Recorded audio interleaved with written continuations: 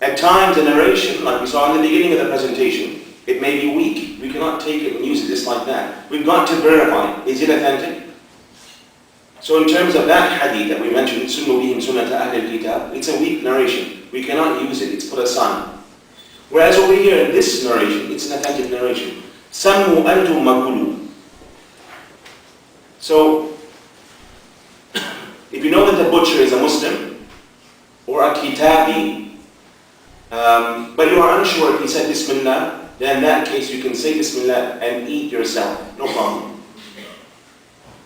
But if you look at the hadith, because every hadith has a story, a background, and it's very helpful that if you know the background of the hadith, the story that accompanies the hadith, I guarantee you can understand the hadith a lot more better. At times you have people that they misconstrue meanings of certain textual passages that we have in the Quran and the Sunnah. But if you look at the background, the story that accompanies it, you would find that the meaning is so clear. It cannot be misconstrued. So over here, looking at the story that accompanies this hadith, it states that people approached the Messenger of Allah sallallahu alayhi wa sallam and said, Ya Rasulullah, people bring us meat and we are unsure whether or not they mention the name of Allah subhanahu wa ta'ala upon the animals that they have slaughtered. So Aisha radiallahu anha, she said, they were people near to the era of kufr. That means they were new Muslims. It may have been they did not know the sunnah of Rasulullah, they had to mention the name of Allah.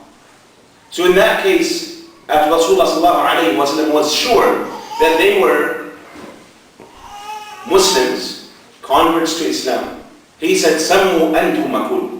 You go ahead, say Bismillah and then eat. Don't question further beyond that, because you know that they're Muslims. So the hadith is quite clear. But we do have, subhanAllah, people that use this hadith and say, well, when they're asked the question, I heard this question myself, where they say, well, we live in an area where there are many Buddhists and Sikhs and Hindus. And we're not sure whether the meat is halal or not halal. They will tell you, actually, don't ask. Sammu antum makulu. Using the hadith of Rasulullah sallallahu alayhi wa sallam. Now I'm asking you, do you think that this hadith is used appropriately in this example? Of course not.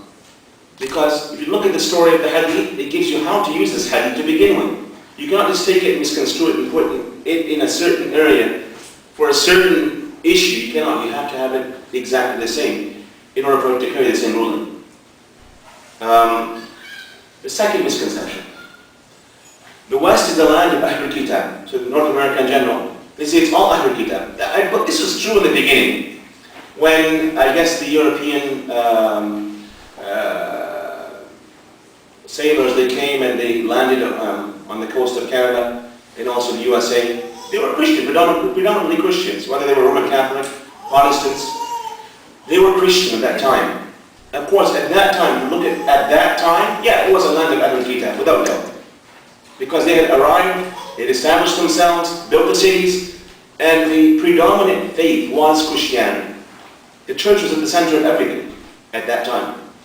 But as time progressed, the years passed by, the centuries passed by, to where we are today, we cannot say it is a land of Ahl Al-Kitaab. Yeah, the Christianity is a predominant religion in the area.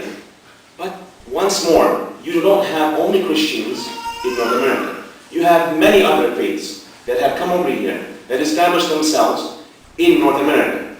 So for us to say that blindly, this is Ahl Al-Kitaab's land, it's not correct. We have to look at each area individually and see what is the religion that is predominant in that area. You might find it not to be Christianity. It may be Hinduism. It may be Sikhism. It may be Buddhism and whatever else. So you have to be careful and ask that question, because you're living over here. Now, you might be thinking, well, what's the big deal? You know, we're eating the food and it's a land of Ahl Al-Kitaab. Nonetheless, we can still see it loosely. It's a land of Ahl Al-Kitaab. Why should we bother so much? Well, the thing over here is that in a number of ahadith, narrations, it states clearly that if you want your dua to be accepted by Allah subhanahu wa ta'ala, then eat of that which is lawful to you. If you're going to eat from anything that, without asking questions, you may even eat something that's haram, without you realizing it, your dua could be rejected by Allah Jalla wa'ala. And that's something that none of us want to happen to any of us, subhanAllah. It's a catastrophe. Imagine, you need something so badly from Allah subhanahu wa ta'ala. You raise your hand to ask Allah Jalla wa ala, but see no response. Time and time again, you think, well, what's wrong? Why am I not seeing an answer? The answer is very easy. Look at what you're doing. Purify yourself in all means, and then you would see an answer from Allah subhanahu wa ta'ala. That's simple.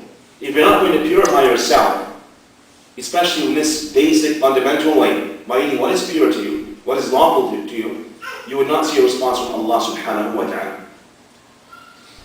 The third, forget the how. They said, don't ever ask this question, how was it killed? Never ask that. It's a line of Ahl Al-Kitaab, you're going to be used it loosely, so you should not ask how was the animal killed. Of course, some ulama have mentioned this, whether in Saudi or other parts of the Muslim world. But the thing is that, subhanAllah, this issue of how the animal was slaughtered is not something that's hidden. It's open in the public. It's open. People speak about the media, internet, books have been written, articles have been put forth, reports have been published. All of this is readily available, so no longer is something secret or hidden. It's open. So when something is open, you look at it to gain knowledge, to gain insight. And when you realize that, well, it's not in conformity with what we have, you should avoid it. It's that simple. So once an abattoir, it's known that it is not using the proper Christian, Jewish, Islamic method, do not eat from them at all. Put it aside. Now, we're going to a few clarifications. These are the three main issues that we come across. Now the clarifications. The first, in the name of the Father, the Son, the Holy Ghost. If we have a Christian that, is a practicing Christian, and he comes and mentions this before slaughtering the animal, what is the ruling of the slaughter? Allah subhanahu wa ta'ala says in Surah Al-An'am, verse 121, وَلَا تَأْكُلُوا مِمَّا لَمْ يُذْكَرِ اسْمُ اللَّهِ عَلَيْهِ وَإِنَّهُ لَفِسْقٌ. Do not eat of that. Do not eat from that of which Allah's name has not been mentioned. Indeed, it is sinful, fisq.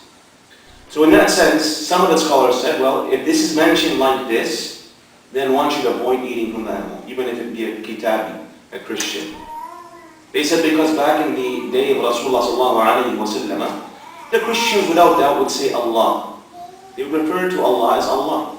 You look in the Arabic Bible, even till today, if you look in the places where it says God, Lord, you find the word Allah in Arabic.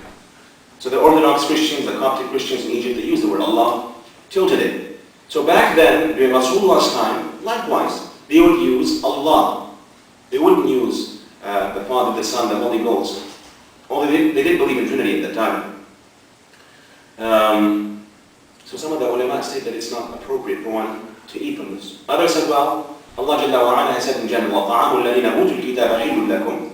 That's in Surah Al-Ma'idah.